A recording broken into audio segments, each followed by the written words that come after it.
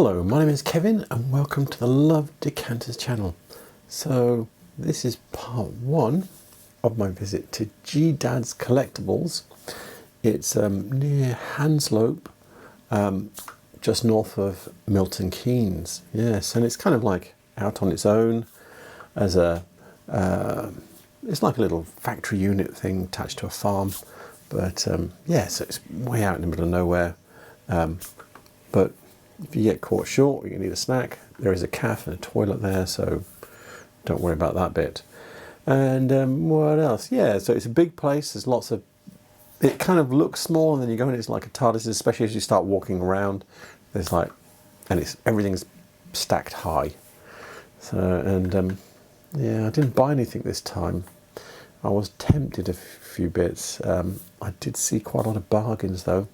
I've started to go through, because this is part one, so I've done a section of it, and yeah, things are working out to be quite cheap. So yeah, it's a good place to go. And what else? So yeah, and also G Dad's has started selling things online. I'm not going to do anything in this. I'll probably do something in part two, where I'll show you what they've got. I haven't done anything in part one, but anyway, let's get on and have a look at some glass. Hello, so today I'm at G Dad's just north of Milton Keynes. It's a bit of a, yeah, they've opened the front up here, so it's a bit of a soggy day here in the countryside just north of Milton Keynes. And yeah, so I think I pointed out last time, there is parking. You can see my orange car down there, get back out of the rain. So yeah, it's a good place because you know, you don't have the fuss of lots of things going on around you, and there is a cafe in here as well. So yeah, it's all good from that point of view. G Dad is one of those places that's packed to the gunnels. This is the paying desk here, and then you can see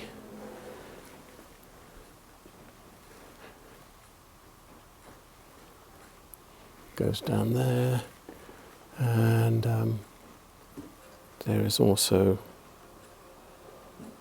another floor upstairs. Yeah, and also if I just see, goes down there as well. So right next to where you come in, there's a couple of decanters. This is a modern one. It's pressed as well, so it's not super quality. This one here though is different. Pity it's only a pint decanter. So this is sort of William IV, early Victorian. It's got this flange here. Yeah, I think that makes it, wasn't absolutely Pellat had something like this in I think it was about 1839 with this flange like this, and they called it fancy shape. I think I might be able to find that advert that they made. This book is 19th Century British Glass by Hugh, Wakefield, and this is the advert that I was thinking of. I was a year out. It's by Absolute Pellat. 1838 is the date on it, and this is the decanter that I was thinking of. See, you've got this very nice precise date. If I just pull this up a bit and zoom right in, you can see it's got this similar shape with a little flange here that's kind of like sitting at the bottom of the neck, and also it's got a tall stopper, which, yeah, at that point it's unusual. Usually they're more sort of like rounded mushrooms like these ones. So yeah, so I'm really happy. I think with that date that I was giving it, sort of George IV, early Victorian period. So yeah, that's a good one, I think. A couple of interesting bits here. I was hopeful on this, thinking it might be Whitefriars. I just looked over the top. I don't know if you can see, but if you turn it over, you'll see more clearly. It's got broken pontle, so it's not Whitefriars. It's a bit big, and then now that I've held it in profile, shape's wrong. So it's a little posy vase. It might be continental because of the broken pontle. It's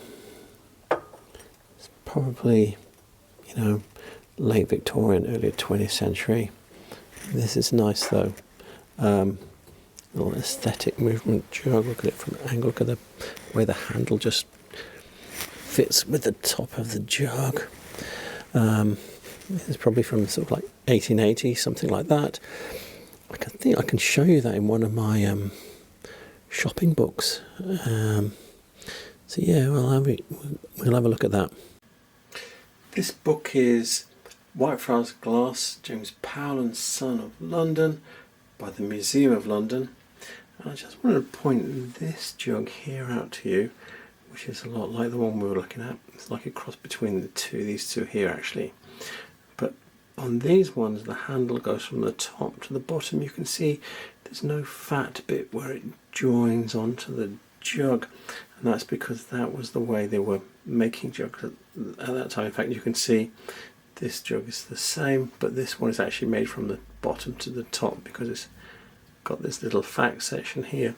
Anyway, I just thought I'd show you that this type of jug was around probably from the maybe the late 1860s through into the 1870s, and then probably through to the Edwardian period. But I do have one in another reference that's exactly like the one that we were looking at.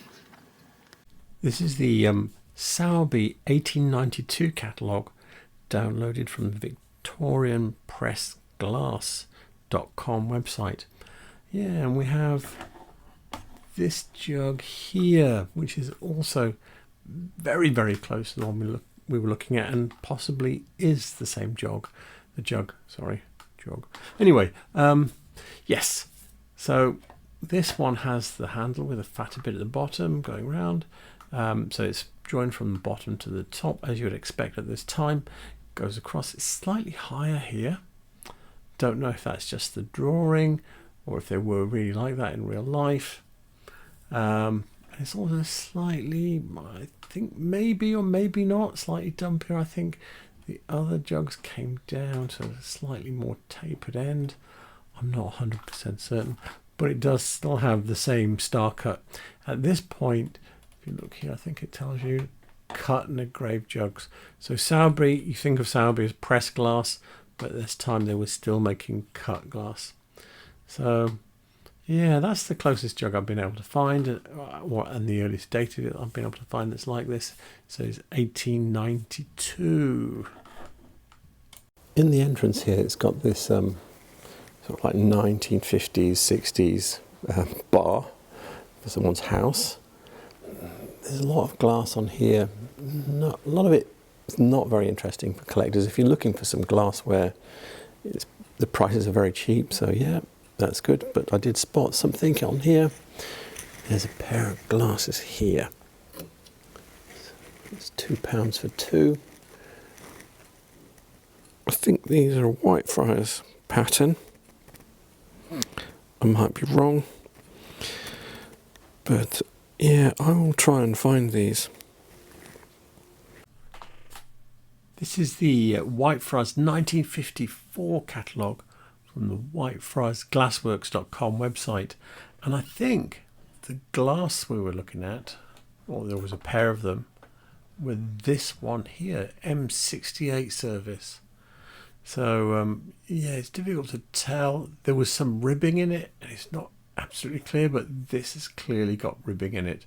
So I think it is this one, but I'm not 100% certain. I'm looking at this shelf here, and yeah, there's a whole bunch of Swarovski.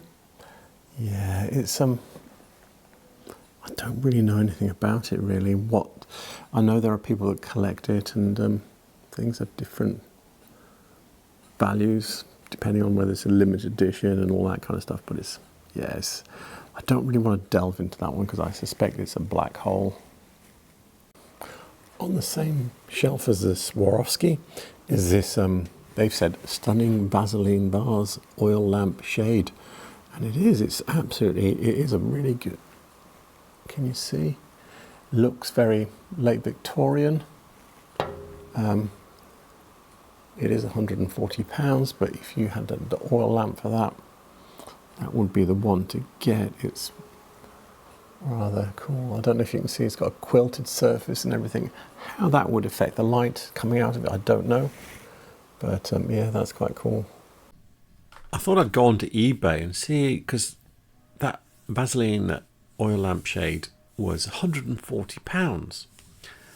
And I thought, that's expensive. And usually with high-end stuff, I'm not great on prices because I'm a cheapskate, and I'm always looking to not pay much. So yeah. So I've had a look on here, and when I was initially looking at the non-Vaseline ones, yeah, they were really cheap, and I was thinking, oh, that seems. But then I thought, no, but there were millions of them, and I wanted to try and find something close. I put in Vaseline, and then suddenly the prices just changed. So this one's not really a Vaseline one, but they've got it for £45, and it looks like it's tiny anyway. But then you've got this kind, which are uranium ones, which I expect to be expensive. But I found this one here, this quilted one, which is only 4 inches high, and it's £145. And there's this one here, which is in Australia, that's 114.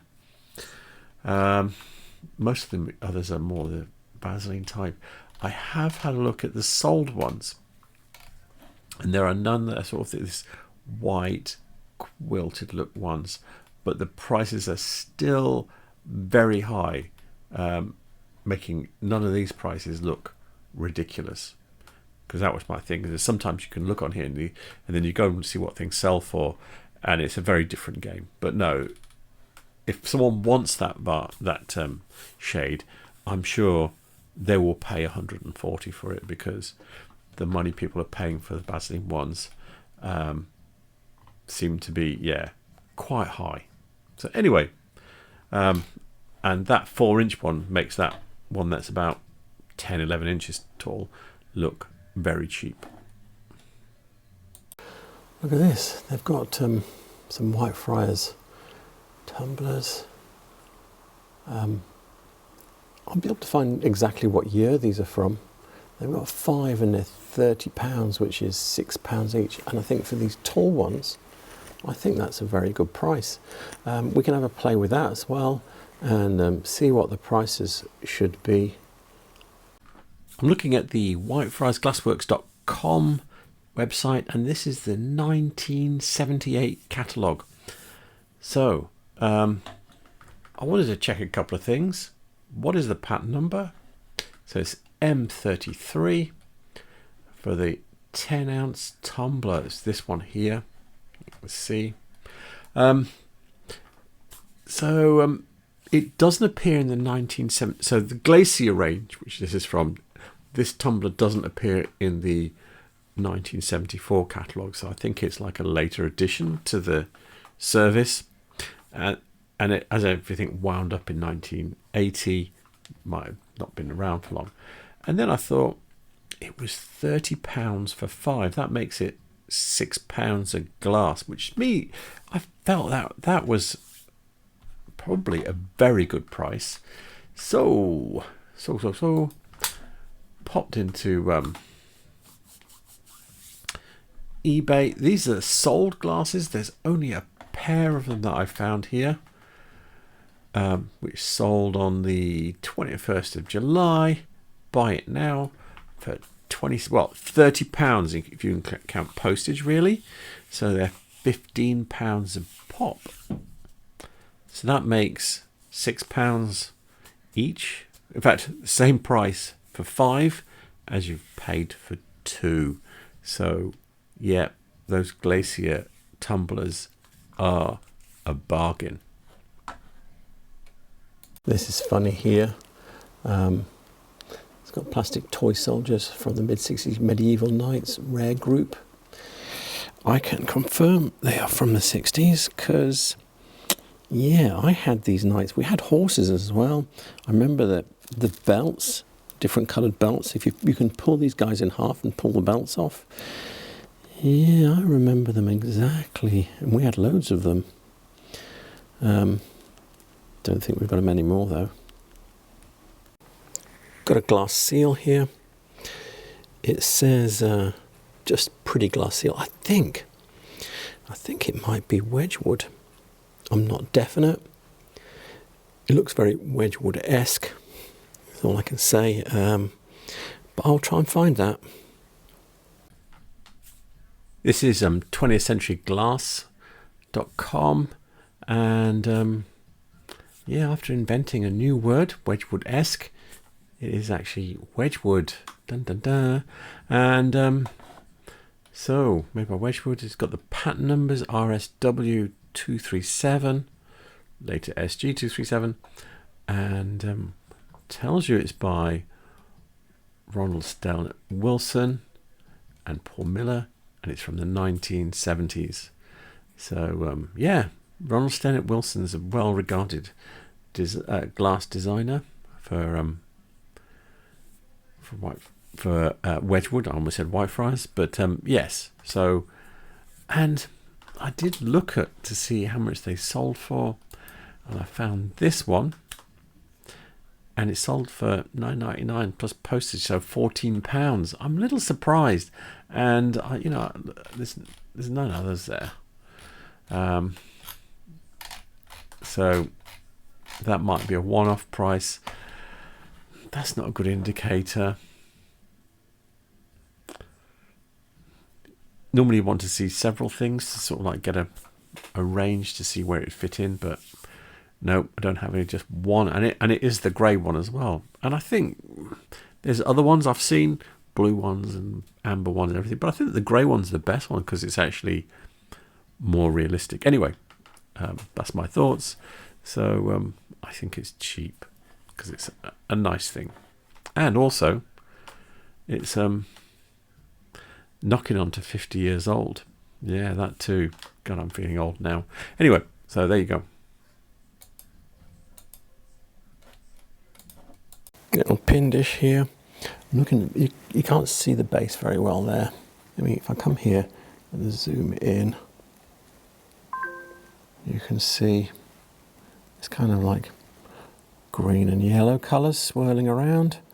I think that's Medina. We can have a look at some bits and pieces and see if we can find it. So this is 20thcenturyglass.com again, and I've been through every bit of Medina here, and there are no, because they're called wave dishes, and yeah, there are none. He's got none, and you know me, I'm a confident kind of guy. Not really, but anyway. So I just did a quick search, and Medina wave dish, and up they appear. Look, this is what they normally like, but with the two ends extending up, that's not normal. But there's this one here, but I did find, let me show you, I found this one here on, which was two for one, but he's saying no labels, blah blah blah, and then I struck lucky and I found this one. Dun dun dun. So £10, which is the same price as that one on there. And but what's nice is this one here. It's got the Medina glass label, paper label still on it. So yeah, I'm happy. It really is. I've got proof. This one's a bit more blue. I think that one was a bit more blue, but with more green and yellow. I think the yellow had got mixed into it and made it a bit more murky than this one. But anyway, that's what it is. It's a Medina wave dish. Does it say what year? Hang on, let me go back. Can I go back? This, how do I get this? Go back in here. Oh, no, I know. There. Do they say? No, there's no date. Does this one say 1980s? So, seeing as they don't even have any stickers or labels, they knew it was Medina. I don't know how trustworthy it is. It's probably right. Anyway, there you go. In the back there, just let me see if I can get my finger in the picture. There's a glass handbag, and it's actually got the right name on it, Vincenza Studio Art.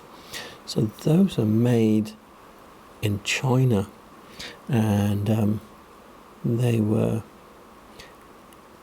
sold through TK Maxx. Someone told me they were sold through TK Maxx about 10 years ago, so that kind of dates it.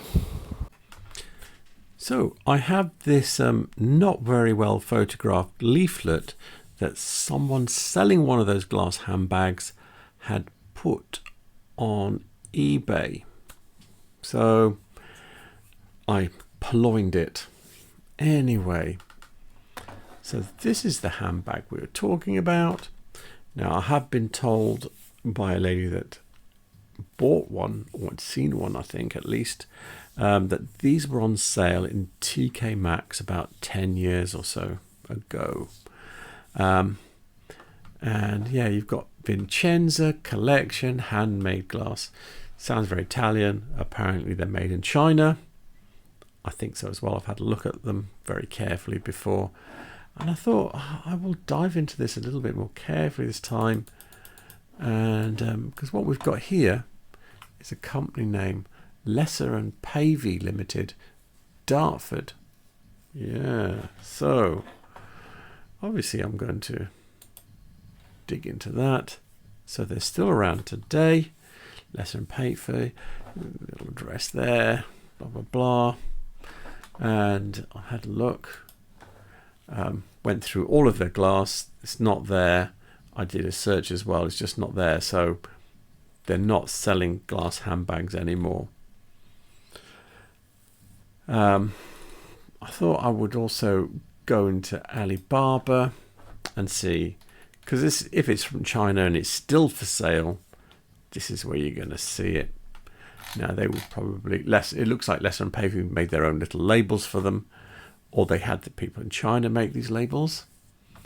Yeah, Lesser and Pavey, I should have said, just sell giftware. So probably most of it is from China. You know, they're a trading company. You want some gifts, you can go through their thing and buy like register for prices and log in. It's that kind of place where you go, oh yeah, I've got a little shop, I want to sell some gifts, I'll pick something, I'll have 20 of those or whatever. Anyway, so I went into Alibaba. You can get glass handbags that are little fish bowls, but yeah, I've looked through, what page am I up to? Up to page 13. I don't think they are in there. So yeah, I think I don't think they're for sale anymore. I think they're a finished thing. So yeah, it probably is more than 10 years old. I don't think it's new because I can't find anyone trying to sell them now. A couple of little candlesticks here, candle holders maybe. These are from a trinket set. I think it's Sowerby. I might be wrong, it might be Bagley, but it's one of those two. But I should be able, and I think it's called Butterfly. Note, butterfly wings on the edge there. So yeah, we can find those quite easily and date them. I think they'll probably be from the late 30s and probably made into the 70s or something like that. We're looking at the website glasstrinketsets.com, and we're in the English section. Scroll down and to Sowerby, and yeah, it's Butterfly 2552 Butterfly. So see the little butterfly wings. So these are the candlesticks we were looking at. They come in a number of different colours, and yeah, from 1935. It does say they were making them into the 50s at least. It doesn't say an end date. So but it says that the above image is from 1953. So there you go, and a load of colours as well: clear, amber, blue, green, pink, uranium green, frosted amber, frosted green, frosted pink, and frosted blue. I think we were looking at blue. So anyway, and it's a very pale blue. You can see it here. So that's what it is. And yeah, someone might need a pair of candlesticks from that service, and there they are. A couple of little interesting chance handkerchief vase here, and then there's a Davidson chevron vase. And then this bowl here at the back, I think that's Krosno. Not 100% certain though. The handkerchief vase that we're looking at, here it is, Chance Brothers Red Glass Bandel 2, vintage one. And it was introduced in 1969. So, and that looks like it's the same size. So there it is. They're usually sort of like in that 10 to 20 pound range. But some of them are rarer, and yeah, and some of them could be really huge, but that's at the smaller end of the scale. Sticking with 20th century glass, we have the Davidson's Art Deco 1930s blue chevron vase 295. And they're saying this is a 6.5 inch one. I think that's the same size. Also, they come in different shapes. Some are a bit flatter at the top. I have looked this up in the catalogue and I'll show you. Here we go. So what this will be here is this will be the same mould, but when they take it out of the press, the glass press, before it's fully solidified, they'll probably use it like a metal rod or maybe a wooden one or something, and just push the outside out like this to make a slightly different shaped vase. And then you've got the different, it doesn't tell you what the colours are here though, but I do know there's a lot of colours, and also they come in frosted and non-frosted. So there's like colours like green, pink, blue, clear. I think there's amber as well. Those are the ones I can remember. And you've got the heights. I think, what's that say? 4 3/4. My fading eyes say 6.5, 8 1/4, 9.5. The middle two sizes are the ones you usually see. I don't think I've ever seen it. Yes, I have seen the tiny ones, and occasionally see really big ones. I've been trying to figure out which factory the pink vase is, the one with the dark lines, wavy lines on it, is coming from. I'm pretty certain it's from Krosno in Poland, but there's a few factories there, and my two candidates are, one of them is Josephina. If you look here, there's the address, Josephina Art Factory, Krosno. So Krosno is a place. Yeah, so if people say Krosno, they're talking about a place that's got a few factories. So this is one, and they have similar vases with wavy edges. Not sure if these guys are still going anywhere. This is just like a placemat, because there's no, there's not much going on here. So, and there's no catalogue, so I'm not certain. And it was last updated in 2021, so not 100% certain of that. The other one, let's see if I can find the page I was looking at. Yeah, so I've been searching. Another one is Makora. I don't think they're going still, but they do similar wavy edged vases.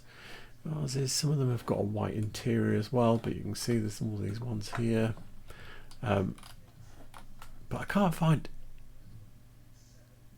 that either of the factories did that pink pattern with the dark lines on it. In fact, I've looked in general and I can't find it. So yeah, I feel certain because the shapes are just so them, and the white interior is so them, because you can see, look, like this has got a white I mean, this one has got even got the label on. You can just about see it there.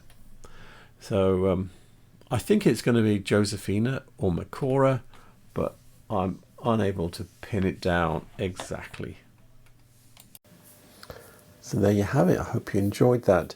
G-Dad's is really, it says it's collectible, so there's not much really antique stuff, but there is quite a lot of vintage, so, and an interesting vintage as well, and some interesting examples of some standard stuff. So yeah, it's a good place. Anyway, with that said, all the references I used will be in the description below. All the contact details I have for G-Dads will be in the description below, and also please remember to like and subscribe because it really helps my channel. And again, thank you for watching. Have a good night. Good night.